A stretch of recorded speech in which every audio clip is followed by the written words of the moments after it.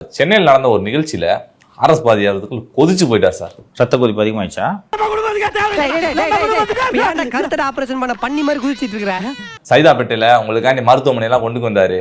கொண்டு வந்து மக்களுக்கு அவ்வளவு நல்ல திட்டம் பண்ணாரு.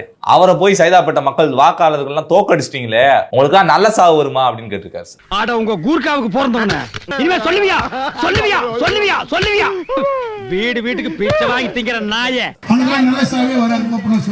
அது மட்டும் இல்லை, தாவேகவுக்கு வாக்களித்தவர்கள் எல்லாம் கஞ்சா அடித்து விட்டு வாக்களித்தார்கள் என்று சொல்லி இருக்கிறார்.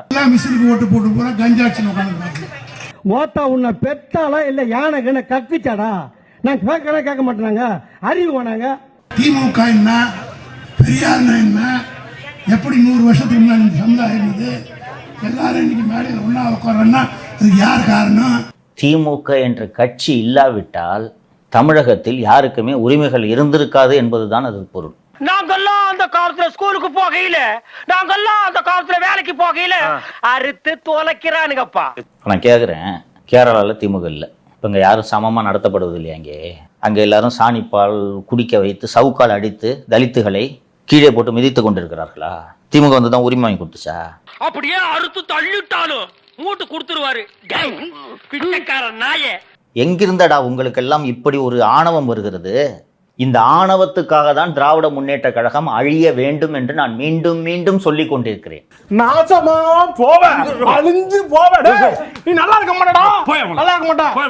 இதே RS பாரதி மொழியார் தான் தாழ்த்தப்பட்டவர்களும் பிற்படுத்தப்பட்டவர்களும் நீதிபதியானது திமுக போட்ட பிச்சை என்று பேசினார். திராவிட சமுதாயத்தை ஒரு ஹைகோர்ட் ஜட்ஜாக இருந்தார், அது திராவிட இயக்கம் போட்ட பிச்சை. இதுதான் நூற்றாண்டு கால திராவிட இயக்கத்தினுடைய மாபெரும் வெற்றி. மூஞ்சில 10 பேர் காரி துப்புங்கடா. திமுக போட்ட பிச்சைன்னா இல்லைன்னா நீதிபதி இருக்க மாட்டாங்களா?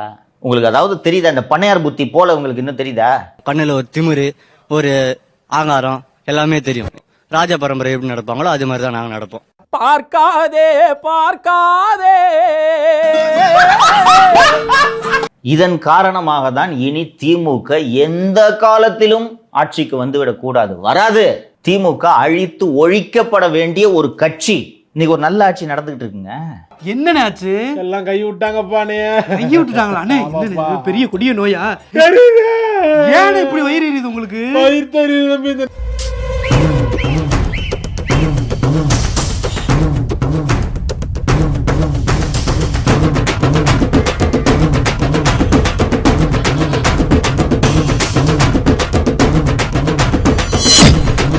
மக்கள் புத்திசாலித்தனமாக திமுகவும் வேண்டாம் அதிமுகவும் வேண்டாம், 60 ஆண்டுகள் உங்களது ஆதிக்கம் போதும் என்று முடிவெடுத்து ஒரு புதிய ஆட்சியை அமர வைத்திருக்கிறார்கள். இந்த ஆட்சி நல்ல ஆட்சியை தந்து கொண்டிருக்கிறது.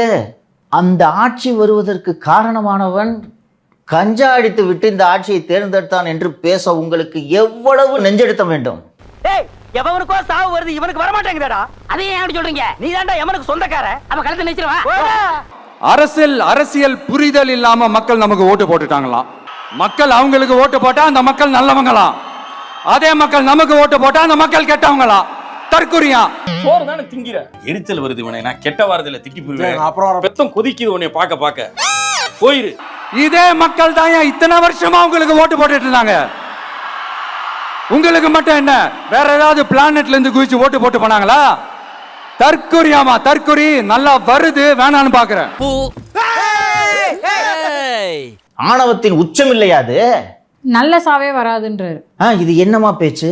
ஃபர்ஸ்ட் உங்களுக்கு இந்த மூட நம்பிக்கைலாம் இருக்கா? சாப விட்டா பழிச்சிருமா? நான் உங்க கட்சியோட கொள்கையை கேட்கிறேன். அப்ப நீங்க நம்புறீங்க இந்த ஜனங்க கூட தான் மண்ணை வாரி தூத்துறாங்க?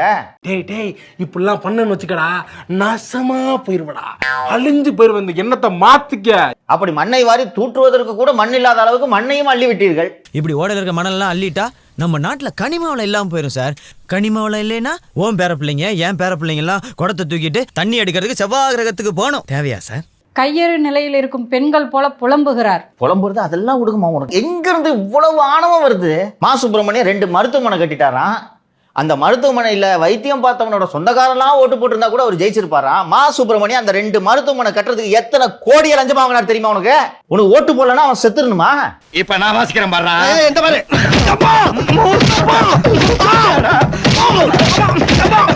இந்த ஆணவம் அல்லது இந்த எண்ணம் திமுக தலைவர்கள் எல்லோரிடமும் இருக்கிறது. கூத்தாடி கட்சி, நடிகர் கட்சி, சிலடிச்சான் குஞ்சுகள் எல்லாம் சேர்ந்து நடத்தும் கட்சி தான் அண்ணா திராவிட முன்னேற்ற கழகம் என்று முன்னாடி பேசிக் கொண்டிருந்தார்கள்.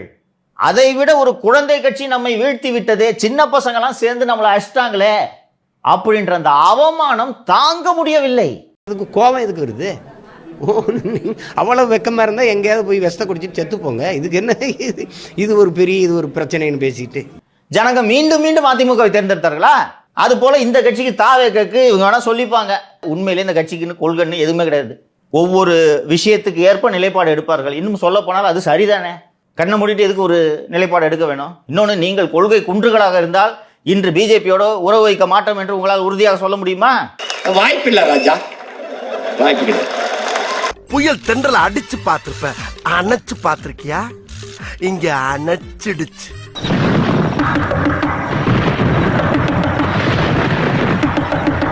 இந்தியா கூட்டணி கட்சிகளும் பிஜேபி எதிர்க்கக்கூடிய கட்சிகளும் மக்களவை சபாநாயகர் அளித்த தேநீர் விருந்தை புறக்கணித்துள்ளன.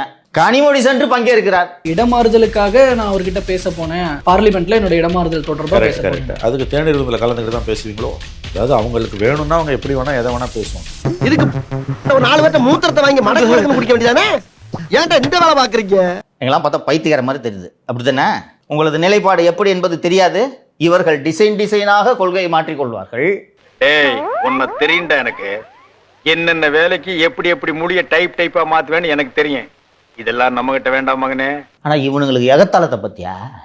எனக்கு ஓட்டு போடலன்னா நீ எல்லாம் கஞ்சா குடிகாரன். தமிழகம் எங்கும் தாவேக போராட்டம் நடத்த வேண்டும். இதை எளிதில் விட்டு விடாதீர்கள். தமிழகம் எங்கும் நடத்த வேண்டும். RS பாரதி மன்னிப்பு கேட்கும் வரை போராட்டம்.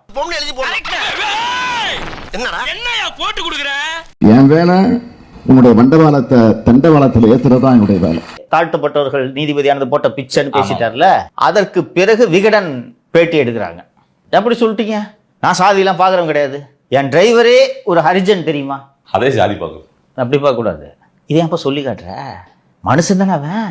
அப்போ ஹரிஜன் ஓட்டுற வண்டியில் உட்கார்ந்து போறது உங்க பெருந்தன்மை. அதை நீங்க பகுமானமா வெளில சொல்லிக்கிறீங்க. அப்படித்தானே? இதுல வேற அம்மா மேல சத்தியம் ஜாதி. திமுக என்ற கட்சியே சாதி வெறி பிடித்த கட்சி. அண்ணா திராவிட முன்னேற்ற கழகத்தின் பொதுச் செயலர் செல்வி ஜெயலலிதா அருந்ததியர் சமூகத்தை சேர்ந்த திரு தனபால் அவர்களை சபாநாயகராக்கி அழகு பார்த்தது போல திமுகவால் செய்ய முடியுமா? ஒரு நாளும் செய்ய மாட்டார். இன்னைக்கு போற போக்கில் ஒரு 7 தாழ்த்தப்பட்டவர்களை மந்திரி ஆக்கிட்டு போயிட்டே இருக்காரியா விஜய். அவங்க பகுமானமா பேசிக்கல. பார்த்தீர்களா, நாங்கள் 7 தலித்துகளை அமைச்சர்கள் ஆக்கியிருக்கிறோம்னு எங்கேயும் சொல்லிக்கல. அவர்களை மனிதர்களாக பார்க்கிறார்கள். நீங்க தான் அவனை சாதியை வச்சு பார்க்குறீங்க. This is a new beginning. New era of a real secular social justice starts now. எனக்கு தெரிஞ்ச டாக்டர் புதுசா ஒரு ஆஸ்பத்திரி ஆரம்பிச்சிருக்காரு. வந்து ஒரு ஊசியை போட்டு போங்க. ஊசியை போட்டு போவா? நான் எதுக்கு ஊசி போடணும்? நீங்க முகராசியான ஆளா இருக்கீங்க. வந்து ஒரு ஊசியை போட்டு போனீங்கன்னா அப்புறம் அந்த ஆளுக்கு அதுவா வியாபாரம் ஓடிக்கும்.